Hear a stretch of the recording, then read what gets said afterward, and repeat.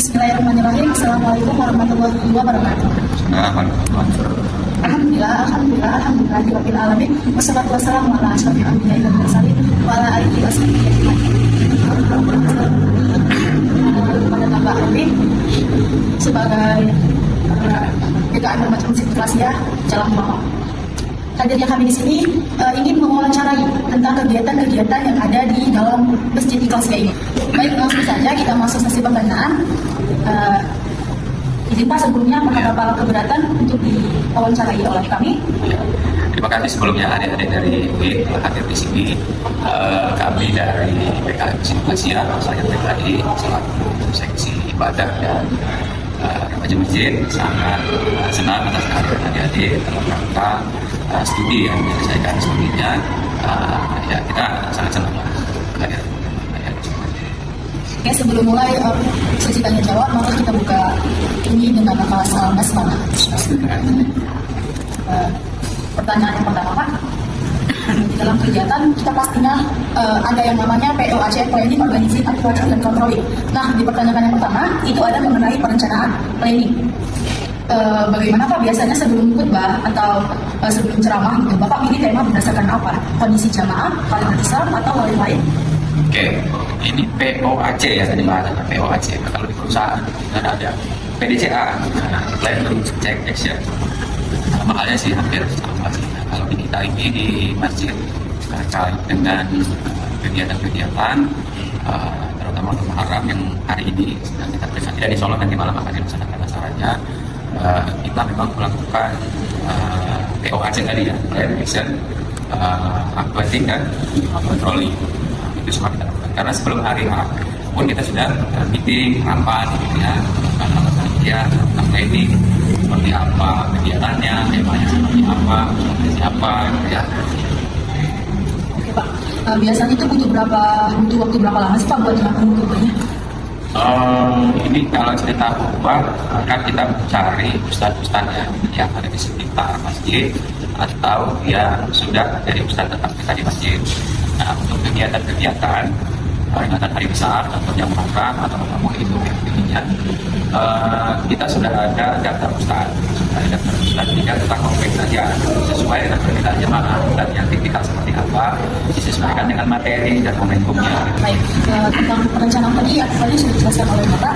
Lanjut sesi kedua yang itu pengorganisasian atau organizing ya Pak. Sebelum kegiatan dimulai atau sebelum khutbah dimulai biasanya siapa aja itu Pak yang terlibat bantu kelancaran acara atau takmir masjid, marbot atau yang lain? Di masjid kita, alhamdulillah kan sudah ada pengurus PKI, ada kemakmuran masjid Ikhlas. Di dalam kepengurusan itu ada seksi, ada seksi keuangan, seksi perlengkapan, seksi humas, ikal dan sosial, termasuk seksi PHBI. Nah, jadi pengorganisasian setiap kegiatan itu sudah ada orang yang bertanggung jawab. Oke Pak, misalkan di dalam kegiatan itu ada kendala-kendalanya gitu kan Pak. Jadi seandainya ada kendala teknis kayak mic rusak atau jemaah belum tertib gitu, biasanya siapa yang ngurus Pak? Di masjid ini kan sifatnya sosial, bukan seperti perusahaan yang tupoksinya itu sudah ditentukan orang-orang. Di sini memang betul tugas dan tanggung jawabnya sudah ditentukan. Setiap seksi sudah ada orang-orangnya, tapi dalam pelaksanaannya itu tadi kan namanya kita kan organisasi sosial kemasyarakatan, terutama masalah ibadah. pasti ada yang berhalangan, pasti ada kendala, kekurangan di sana sini, baik itu dari kekurangan unit organisasi maupun seksinya, maupun dari kekurangan oknum-oknumnya. Nah, karena ini sifatnya gotong royong sosial kemasyarakatan, biasanya selalu saling membantu, saling menutupi. Misalkan si A berhalangan digantikan oleh fungsi dan unit lain atau orang lain. Dan kita kan karena berjemaah semuanya kompak, jadi ketika ada kendala itu saling bahu-membahu. Tidak mesti petugas yang seksi ibadah tadi tidak bisa mengerjakan pekerjaan yang lain. Semuanya kita kompak sama-sama. Jadi kalau ada kendala-kendala diselesaikan dan disupport itu oleh tim yang lain. Biasanya tuh kan pas waktu Ustadz lagi ceramah tuh ada yang kurang fokus, yang ngantuk atau kelaparan gitu. Jadi pas di mimbar biasanya Bapak pakai strategi apa biar supaya jemaah itu fokus dan nggak ngantuk? Iya, ini menjadi salah satu tantangan biasanya bagi pengurus masjid.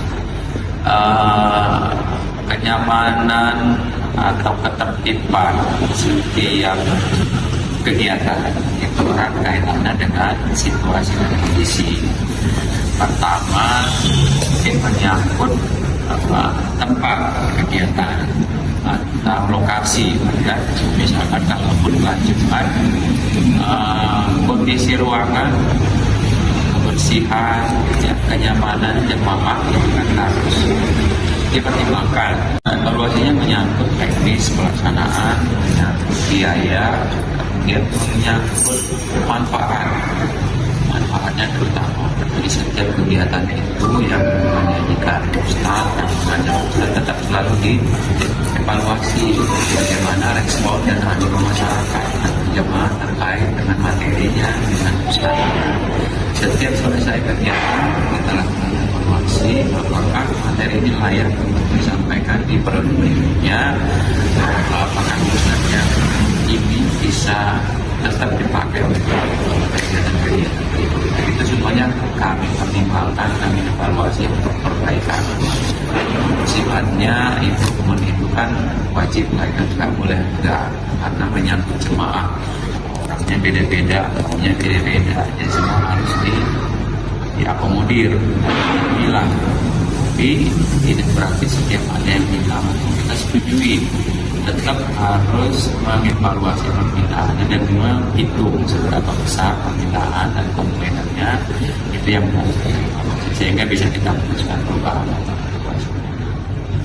Baik, semuanya sudah dijawabkan oleh Bapak Erwin selaku pengurus Remaja Masjid Ikhlasiyah. Yang pertama tadi ada planning, organizing, outsourcing, dan controlling. Kepada kakak.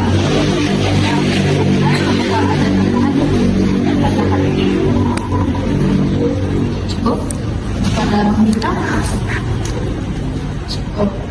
Saya rasa sampai sini saja pertanyaan atau kegiatan wawancara kami kepada Bapak Erwin. Kami ucapkan terima kasih banyak. Semoga setiap kegiatan yang ada di Remaja Masjid Ikhlasiyah ini berjalan dengan lancar, yang pastinya sesuai dengan planningnya masing-masing. Sebelum saya tutup, mari kita akhiri kegiatan wawancara ini dengan lafaz hamdalah. Alhamdulillahirabbil alamin. Saya Habib Nur Hayati ingin mengundurkan diri. Wassalamualaikum warahmatullahi wabarakatuh. Waalaikumsalam warahmatullahi.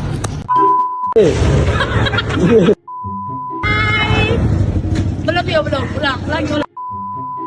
Oke. Walah.